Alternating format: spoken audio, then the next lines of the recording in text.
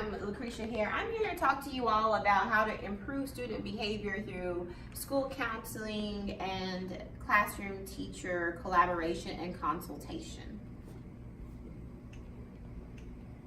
So what causes behavior problems in students? So I know that you guys are aware of those problems, but I wanted to share with you some researched behavior problems, things that cause behavior problems. The lack of self-confidence. There are some students who lack self-confidence or they have low self-esteem. There are physiological factors. We know that there are students who have some mental illness or psychological issues, and those things can cause behavior problems within the school or classroom. Seeking attention. There are students who are just seeking attention for whatever reason.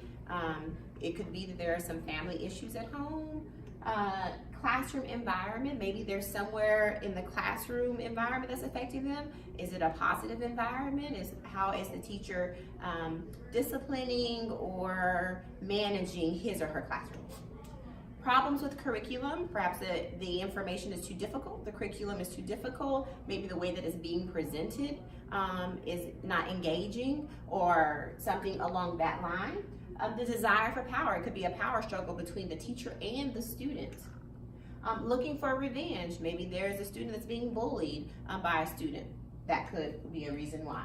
So we know there are other things as far as poverty and home life, divorce, a lot of things that could contribute to behavior problems. So ways to collaborate. When school counselors and teachers, they work best together when they respectively collaborate as experts in education, valuing each other's time, talent, and learning environment while holding themselves and each other accountable for student outcomes. It's all about kids. That is our focus.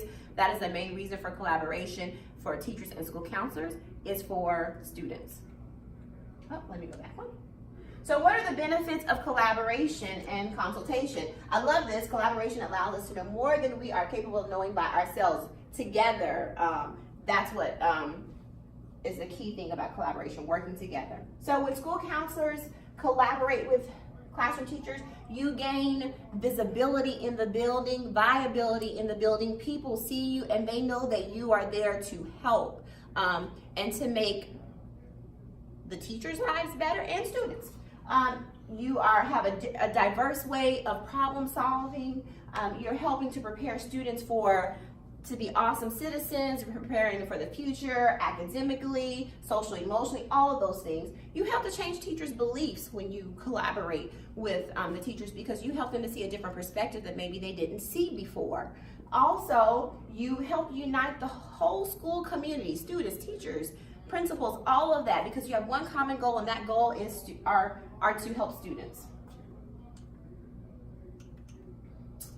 Behaviors can change with collaboration, and I want to say not behavior management, but we want to change. So this story here with this picture, I want to say really quickly, is a teacher who this little girl was teased, and she wanted to make that student feel better in her classroom. So the next day she came with her hair the same way. And just imagine how that student felt that day. They came into their classroom and here their teacher is with their same hairdo. That, I don't know if she got with her school counselor to do that, but that whole collaboration and thinking of the student and looking at this from the student's perspective is an amazing example. When school counselors help and assist with their resources, they can help with difficult students. They don't have a magic wand. As school counselors, we don't have a magic wand. However, our expertise, our knowledge, and the things that we are familiar with the knowing about what the whole child needs can help classroom teachers.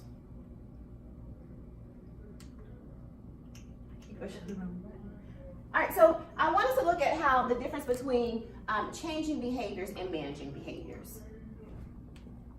And management is temporary. Management is like the punishment. Management is giving you a reward. Management is putting you in a certain seat. That's all management. But behavior management plans are truly written for adults, not for kids. They really are what we're going to do in response to the behavior on a regular basis. What we gotta begin to really do is target the cause of those behaviors and be able to understand what's driving them. There's some sort of need and want in order for you to behave and act a certain way. And you will use that action to get your need met until someone teaches you a new way. challenge some sort of disability, if you will, it makes it even harder. So we really have to get all of us to understand that that's just an action. That's just a calling card of something else. Once we learn that, it makes it so much easier for us to not get so aggravated and sucked in. We're still going to get aggravated. I'm not going to say we're not. And we don't have a magic dust to fix every behavior. It takes time. All right. So that being said, it takes time. So what can we do to collaborate together as school counselors and teachers to help change students' behavior? So my first idea is help facilitate parent-teacher conferences. Collaborate with your teachers. If you have conference with a teacher and they're saying that they're having difficulty with a particular student, then sit in on that conference with the teacher and help support. I love the idea of using solution-focused brief counseling as a way of helping support or facilitate that parent-teacher conference. That means that you are looking at how to solve it, but in a positive way. And I love the first question is, how is the student sometimes successful, especially when they are overcoming a challenge? That means, what are they doing right? There's some things, they're not doing everything wrong. There's something that they're doing right. So when they were able to overcome that challenge, what did they do? So how can we figure out the way they can keep doing that more frequently? So that is a great way that teachers can support school counselors. Idea number 2, classroom observations. If a teacher is talking to you about a particular student, go in, observe the student, see what interventions will work for the student. Also, see what management the teacher's using. Is that working? Is that not working? Another idea, align your counseling lesson with the classroom needs. The teacher says her students are struggling with being kind. If they're struggling with studying or having good work habits, go in, design your counseling lesson to fit the needs of the students, because that is going to help the students to overcome that challenge and to hopefully do better with whatever that need is. And idea number 4, school counselors can collaborate with teachers by assisting with 504s and IEPs. You can go in there with your expertise along the lines of behavior to best support those students. If it's ADHD, what do they need? This can coincide with the classroom observations. You would do this one and the same, but the main thing here is you are supporting teachers, you are supporting students, and that's going to help that student academically. It's going to help them with their social emotional needs. Last idea, idea number 5, is develop your individual group sessions through collaboration with teachers. Collaborate with the teachers. See what those students need. If you have a student who recently lost a death of a parent or family member, set up an individual counseling to help with that behavior, because that's going to manifest in the classroom in some way. So group sessions, divorce.